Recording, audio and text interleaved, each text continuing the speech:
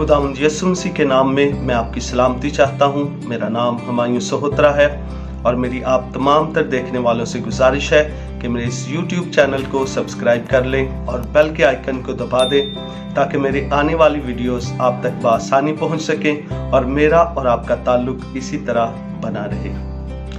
आज हम खुदावंद के पाक कलाम में से वही तारीफी पैगाम जो हमने बाइबल मुकद्दस में से इंसान और रूहुल कुद्स के ताल्लुक के साथ सीखा था, उसी के ताल्लुक से हम आगे सीखेंगे। हमने एक तारीफी पैगाम को आपके साथ बांटा था और उसी तारीफी पैगाम को हम तफसीली शक्ल देने को हैं। आज उस पहली आयत के ताल्लुक से हम सीखेंगे जो हमने उस तारीफी पैगाम में पढ़ी थी। आइए हम खुदावंद के कलाम में से देखते हैं।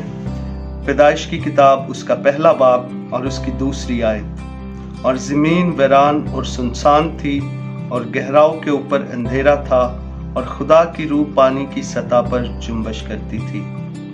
खुदावंद के पाक कलाम का पढ़ा और सुना जाना हम सब के लिए बाइस बरकत हो और आप सब मिलकर कहें आमीन। खुदावंद के पाक कलाम में जो बात लिखी गई है, जमीन के पैदा होने के बाद जमीन वीरान और सुनसान थी, गहराओं के ऊपर अंधेरा था और खुदा का रूह पानी की सतह पर जुम्बश करता हुआ नजर आता है। मेरे अजीजों, जब मैं और आप पैदा होते हैं तो बेशक हम पैदा खुदा की कुदरत और कुव्वत के वसीला से होते हैं।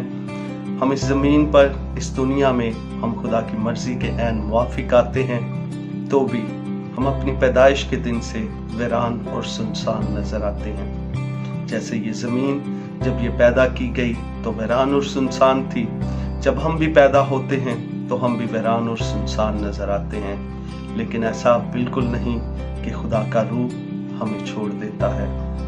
खुदा का रूह हम पर मुसलसल जुम्बश करता रहता है। वो किसी खादम के वसीला से हमारी रहनुमाई करता, वो किसी इबादत के दौरान हमें कुव्वत बख्श देता और वो किसी इंसान के वसीला से जो खुदा की मर्जी के मुवाफिक आपकी ज़िंदगी में आता, आपको दिलेरी बख्श देता है।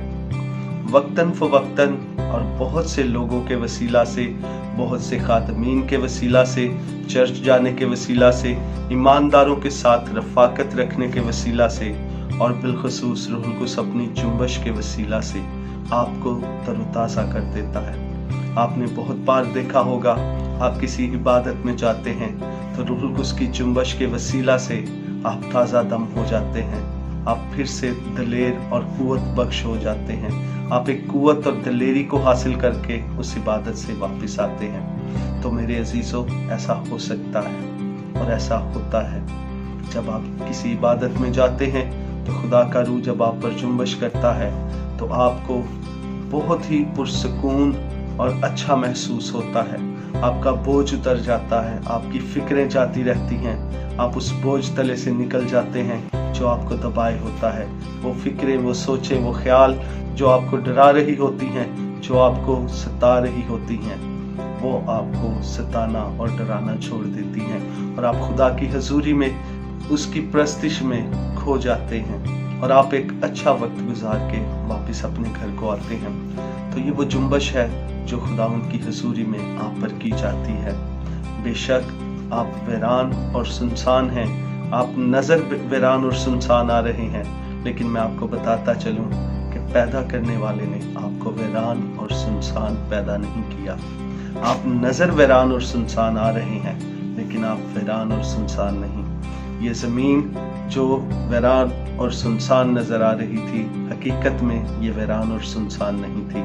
जब खुदा ने पानी की सतह को एक जगह पर जमा होने के लिए कहा तो पानी ने एक जगह पर जमा होकर अपने अंदर से इस खुश्क ज़मीन को ज़ाहिर कर दिया और फिर खुदा ने ज़मीन को हुक्म दिया कि वो अपने अंदर से जो बीजदार सब्जियां और फल हैं उनको उगाए। तो खुदा ने ज़मीन को हुक्म दिया तो ज़मीन ने अपने अंदर से बीजदार सब्जियां और फल उगाना शुरू कर दिए और खुदा ने ज़मीन को फिर हुक्म दिया और ज़मीन ने रेंगने वाले जानदार और परिंदे और जो कुछ भी आपको इस रूए ज़मीन पर नज़र आता है उनको पैदा करना शुरू कर दिया।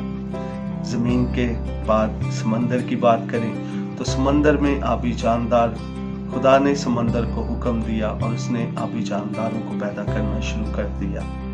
और इसी तरह जब ये तख्लीक अपने मराहल को पहुंची, जो ज़मीन वीरान और सुनसान नज़र आ रही थी, अब वहाँ पर हरियाली है, अब वहाँ पर सब्ज़ा है, अब वहाँ पर सब्जियाँ और फल हैं, वहाँ पर खुश्क ज़मीन है, पानी एक सतह पर जमा हो चुका है और उसमें आबी जानदार पैदा हो चुके हैं। और खुदा को ये सब कुछ अच्छा लगा, क्योंकि खुदा ने पहले ही इसे ऐसा ही पैदा किया था, लेकिन इसको बस तरतीब देने की ज़रूरत थी। और खुदा ने जब चीज़ों को कहा तो वो अपनी तरतीब में आना शुरू हो गई। और उसके बाद खुदा ने ज़मीन को हुक्म नहीं दिया। फिर बाइबल मुकद्दस फरमाती है कि खुदा ने कहा, आओ हम इंसान को अपनी शबीह की मानंद बनाएं। और उसके बाद खुदा ने मिट्टी से इंसान को बनाया। अब मैं कहना क्या चाहता हूँ मेरे अजीज़ों, कि वही ज़मीन जो वीरान और सुनसान थी और उसके गहराव के ऊपर अंधेरा था, उसी ज़मीन में से खुदा ने खुश्की को निकाला, उसी ज़मीन में से खुदा ने बीजदार फल और सब्जियों को निकाला, उसी वीरान और सुनसान ज़मीन में से खुदा ने आबी जानदारों को पैदा किया, और उसी वीरान और सुनसान ज़मीन में से खुदा ने एक इंसान को पैदा किया और उसके नथनों में खुदा ने ज़िंदगी का दम फूंका। अपनी पैदाइश के दिन से आप वीरान और सुनसान दिखाई दे सकते हैं, और ना सिर्फ आपको भी और बल्कि लोगों को भी ये लग सकता है कि आप वीरान और सुनसान हैं। मेरी आज कोशिश है कि मैं उन लोगों से मुखातिब हो सकूं जो अपनी ज़िंदगी में वीरानी और सुनसानी का तजर्बा कर रहे हैं। वो लोग जिन्हें मुआशरा वीरान और सुनसान कहता है, जिन्हें मुआशरा कहता है ये किसी काम के नहीं, जिन्हें मुआशरा कहता है कि ये कुछ भी नहीं कर सकते, जिन्हें मुआशरा कहता है कि ये फालतू हैं, इनका कोई मकसद नहीं ज़मीन पर आने का।